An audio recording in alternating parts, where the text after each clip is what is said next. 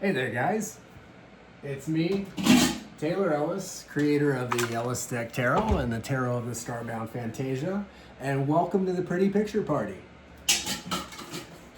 We're back in the kitchen again because I already shot this video and I really didn't like it. So I stopped, I shaved, and I realized it was time to get beans ready. So I'm gonna make beans while I get the video set up today. And we're gonna talk about justice and how it looks in our Ellis Deck Tarot and our Tarot of the Starbound Phantasia. So justice is also called adjustment. In the Ellis deck, it's justice. And then, while I did call it adjustment, I think we just ended up calling it justice anyway in the Starbound Phantasia. But both of them are kind of a good way to describe the concept of justice itself, because I think justice and adjustment, I think justice is this, principle of fairness, and then adjustment is how we go about making things just. We have to make adjustments to a situation.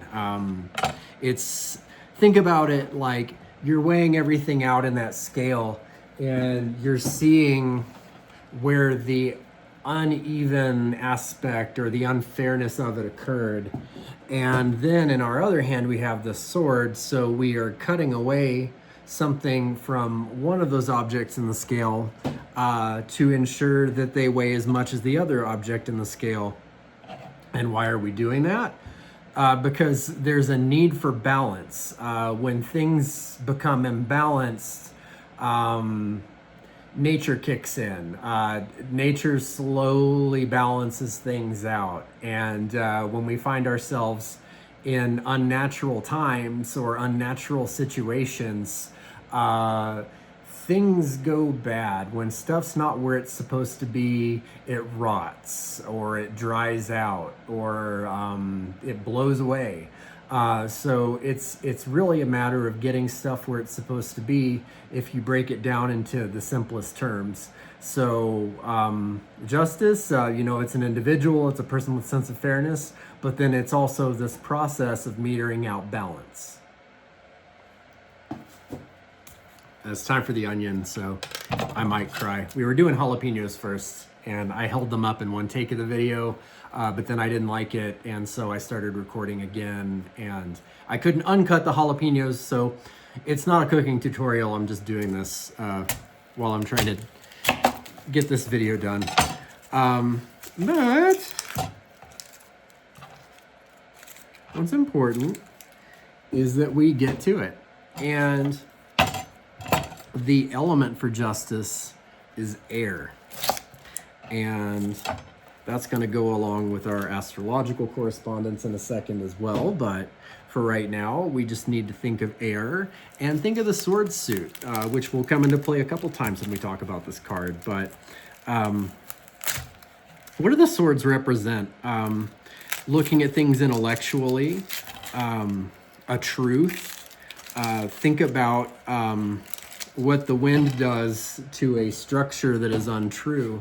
And what I mean about an untrue structure is, ooh, I got it in my eye.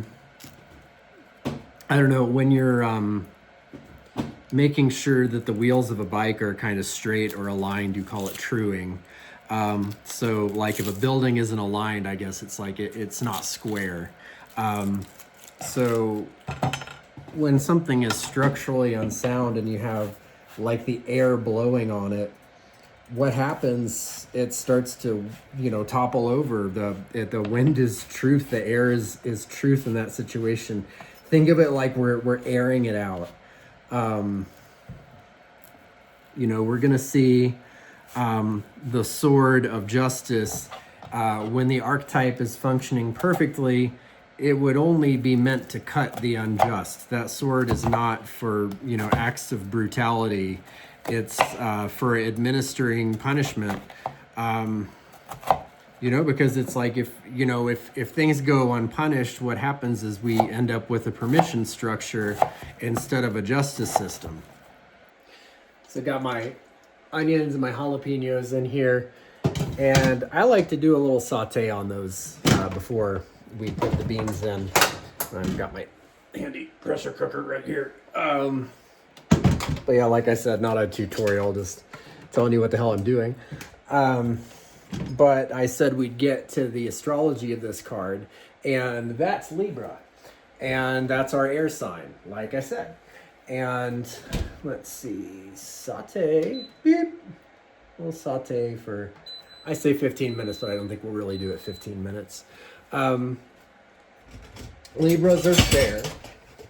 Libras don't like it when people are mistreated. That sounds like, I grew up in Texas, and they like to really pander to us in advertising, so they put this really glib stuff in commercials like, there's one thing Texans love, it's tasty food that doesn't cost a whole lot. And that, who the hell doesn't?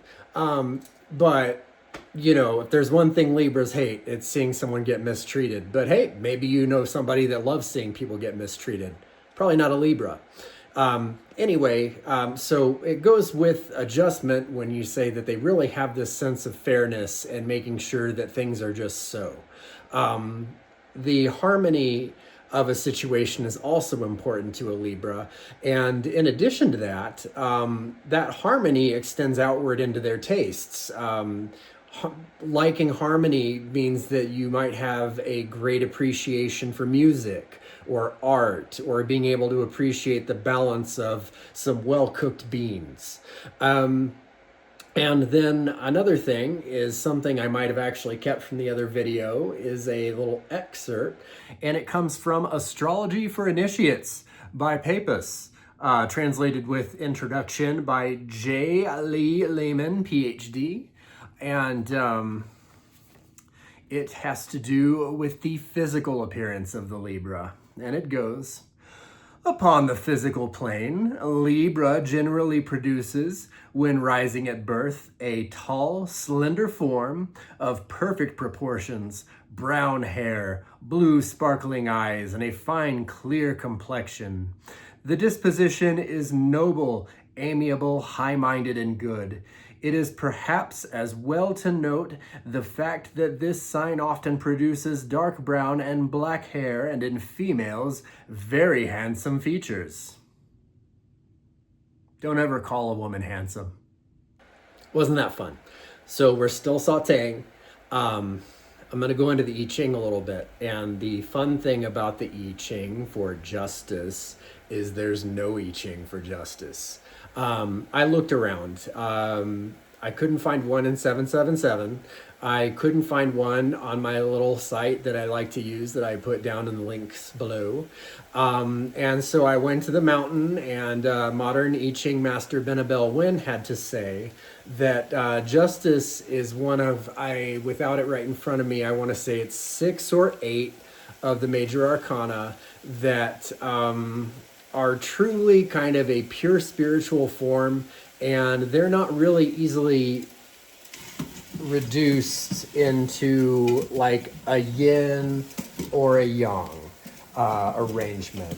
And her wording for that, which I thought was really cool, is she says that that means that it exists outside of the 8 trigram matrix of the I Ching.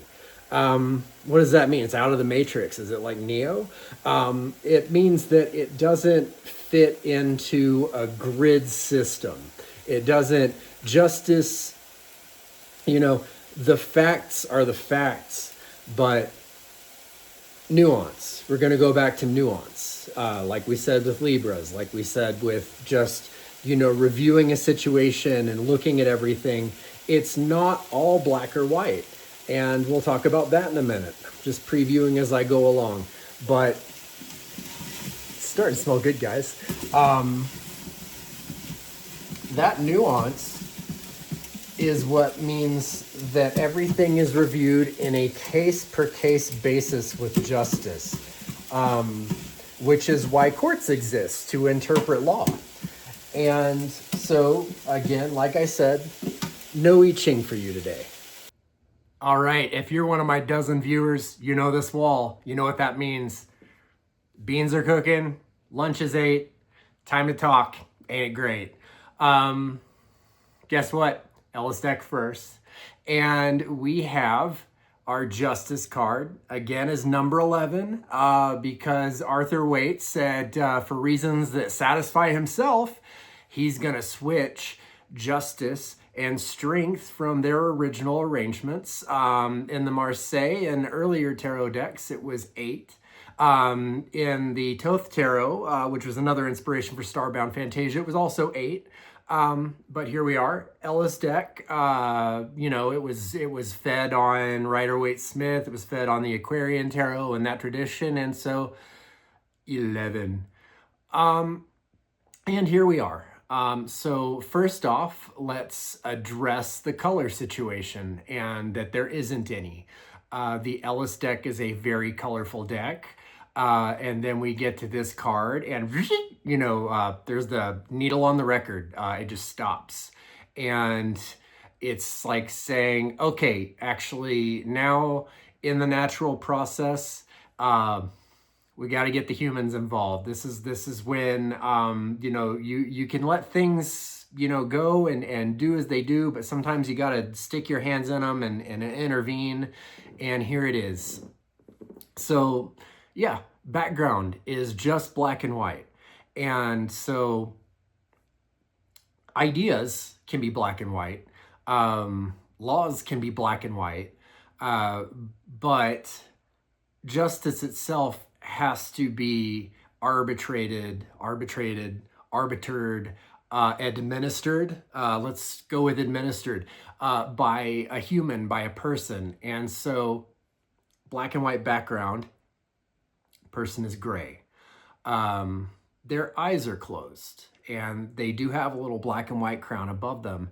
And for that, I'm kind of alluding to the sword suit of this deck, that the Justice card kind of has both qualities of the Queen of Swords and the King of Swords. So the crown references the king, how the king has the white bird and the black bird and sits between them. The king has reviewed the situation. The king has seen it all. Their decisions are coming from that. They have educated themselves on the subject. The queen has her eyes closed. And why does she have her eyes closed? Because as water of air, she's got to be the holder of the emotion, the holder of the feels. And she knows that. She's wise. It's the swords, it's intellect. So it's like, I am going to have to not allow myself to be manipulated by what I see when making my decision. So closed eyes. And then we take ourselves over to the right hand here. The right hand of action is holding the sword.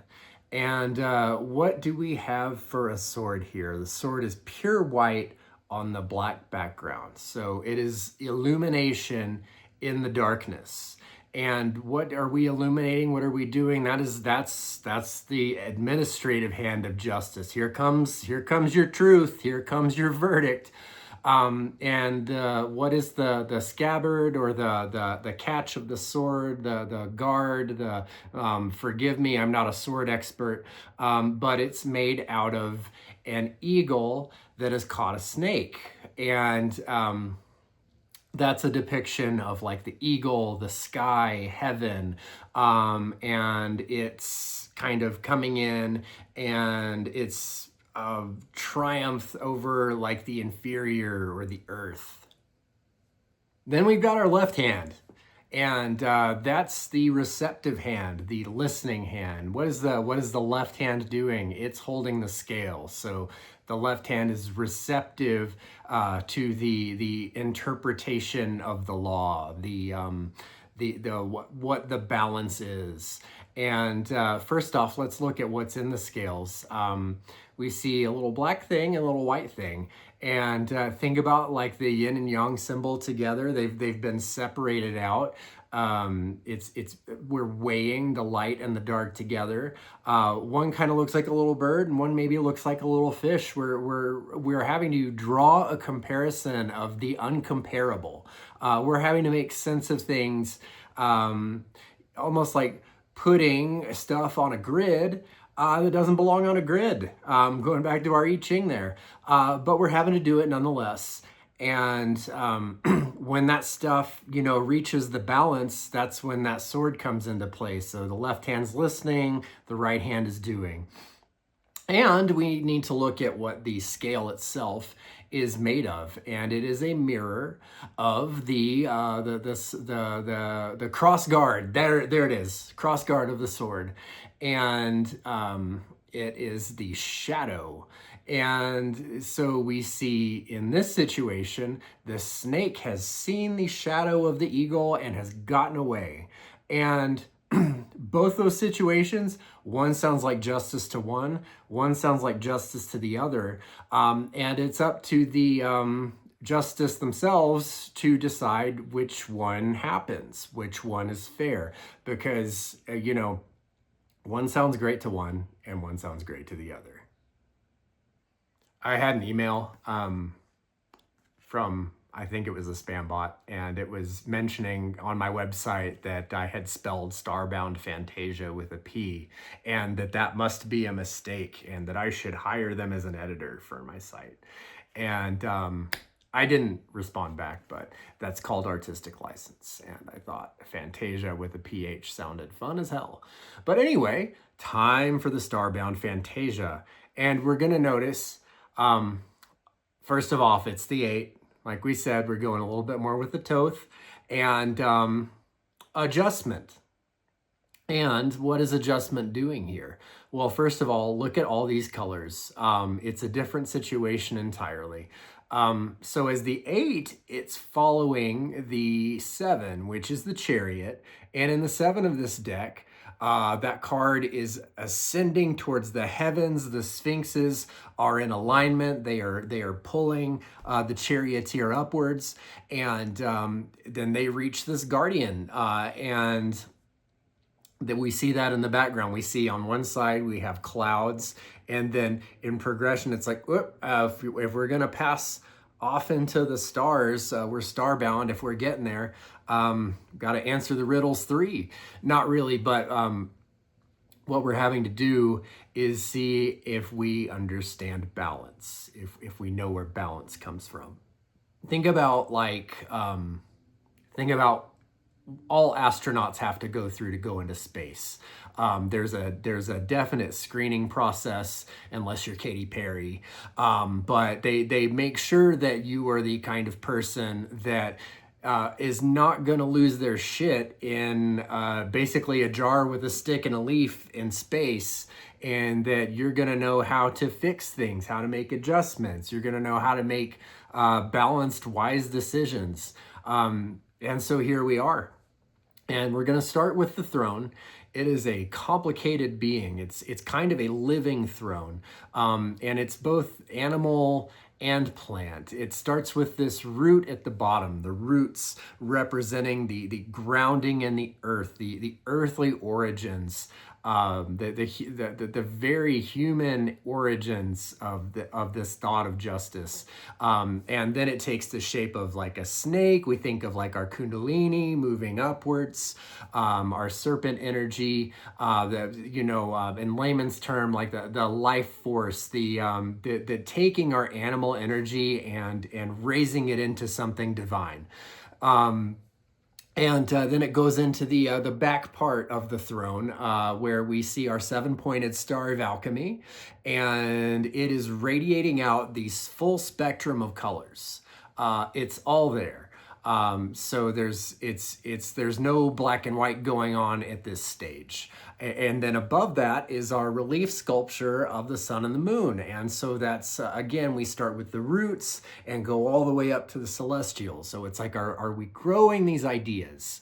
And are we cultivating justice in ourselves? And going out to the sides of the throne are these branches, and these branches are on a scale. And what is the scale doing? The scale is weighing a jar with a heart in it against a feather. And that's a nod to our Egyptian mythology. When one passes into the realm of the dead, they have to have their soul weighed. And it's like, if your soul is heavier than a feather, the little alligator dude eats you. Game over. If not, you get to go on. You get to go to the happy field of food and enjoy all the stuff you got buried with, and have a blast with your ancestors. But anyway, it's this, before you're passing this threshold, it is a measure of who you are. And so then we go to the figure. And they are sitting on the throne. They have this gold crown of authority. But there's a little bit of a mix here, because there's this crown. They're like a king, but then also they have a lot of like bells. They're kind of adorned, also like a jester and almost like a dancer and an entertainer. And it's like, so they do have to have this authority, but then they also kind of have to have sort of the hall pass of neutrality that the jester has in history, where the jester is the one that is allowed to kind of have the outside opinions. In the jester's case, it's so that they can make jokes about the king and not get the chop. But in the case of justice, it's that they can make these decisions. It's like a true justice is not politically aligned. They might have political opinions. They obviously probably have somebody they vote for, but if they're doing their job correctly, they have to be able to give everybody a fair treatment.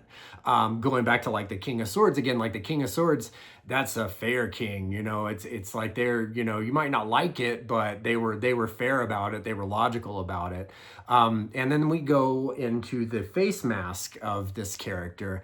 And so the mask itself is like our mask in the last video talking about the Two of Pentacles. Like, they're playing a role. This is not about the individual themselves as much as a person who must take up this role, like we all have to at some point in our lives.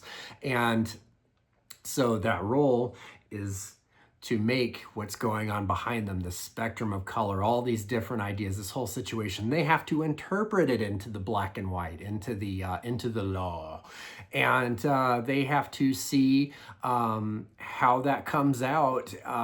You know, they can't say, oh well, everything is everything, so everything is okay. They have to go, well, this stuff actually happened, and because it happened, you know, they have to follow some kind of algebraic concept of how, you know, they interpret the law in their own way. That's my legal expertise at work here. But anyway, to finish up, we see the way that they're holding the sword is a little bit different than the justice of the previous card. In this card, they're kind of holding it playfully like a cross. And what I meant by that was almost like, okay, when you hold a sword up like that, what does it look like? It looks like a cross. So, you know, the cross, you know, when it's a sword, the sword cuts. When it's a cross, the cross has a couple of different meanings. I think to the Christians, it's like, well, there's the crucifixion, but then there's also the idea of salvation that comes with it. And so, you know, depending on, you know, who you were and what time you were in and how that affected you, it's like, you know, are you being cut by the sword? Are you wielding the sword? Are you being crucified? Are you being redeemed? And justice is something that affects everybody in a different way. So when you see this card, think about what you're going to need to do to intervene in a situation. Think about how you need to sort of see, you need to know what's going on before you get involved. If you are seeing this card as an outside influence, know that you need to present your case as clearly as possible to this individual. They are going to try to be fair with you. You know, if you pull it about a trip, maybe stay at the speed limit. I don't know. But if you made it this far in the video, thank you so much for watching. I appreciate it. This one got a little chaotic today. I'm just having fun with these. If I pronounce something funny, it's because I've never heard it out loud. I've only read it. Feel free to comment below. If you feel like I left something out in my meanings, I'd love to learn. Please feel free to comment down below. Otherwise, like and subscribe. That's free. I can't tell you how much that helps creators like me. We really appreciate it. It helps our videos get seen. It costs you nothing. And to all 13 of you, happy reading.